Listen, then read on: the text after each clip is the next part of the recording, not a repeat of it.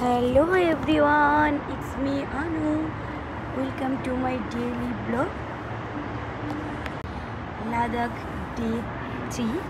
So সকাল সকাল উঠে চটপট ব্রেকফাস্ট সেরে আমরা রওনা দিলাম নুব্রা ভ্যালি দীক্ষিতের দিকে। সব মিলিয়ে রাস্তা প্রায় 190 কিলোমিটার। সো আমরা খারদুংলা পাস হয়ে যাব। খারদুংলা পাস আগে ছিল world highest motor bike roads, now এখন উংলালা হয়েছে। আর নুব্রা ভ্যালিতে 2 দিনের স্টে। তো নুব্রা ভ্যালি থেকে ওখান থেকে যত আশেপাশের জিনিসগুলো আছে সেগুলো ওরা দেখাবে। সরি, ভিডিওগুলো আমার ঠিকঠাক করে ক্যাপচার হয়নি, কোনোটা ক্যামেরায় হয়েছে, কোনোটা ফোনে হয়েছে। তো এটা একদম এটা ক্যামেরায় তোলা, সো আমি এটাকে এডিটও করতে পারিনি ঠিকঠাক করে, বিকজ আমি বিগিনার, রাইট?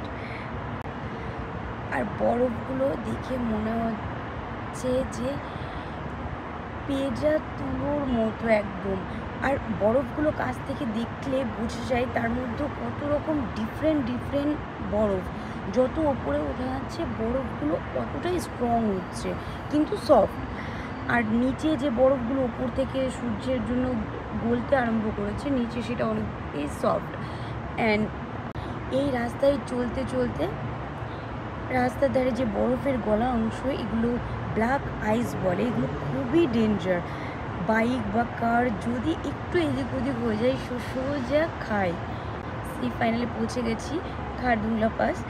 এত বরফ, এত কিছু দেখে আমরা যে এতটা নিচে থাকি সমতল ভূমিতে, সো এতটা হাইয়ে লাদাখ, তারপরে খারদুংলা পাস এত আইস দেখে আমি নিজেকে কন্ট্রোল করতে পারিনি। ফুল এনজয় করেছি। তারপর আমি বাইকে চড়তে ভয় পাই, কিন্তু এবার সাহস করে চড়েছি। যে জীবন তো একবারই আসে, তো একটু খুলেই উপভোগ করা যায় না? সবসময় তো আর সম্ভব হয় না, কিন্তু যখনই সুযোগ আসে, পাওয়া যায়, করে নিতে হয়। এগুলো আমাদের বাইক রাইডার্সের বাইকগুলো ওখানে রাখা আছে।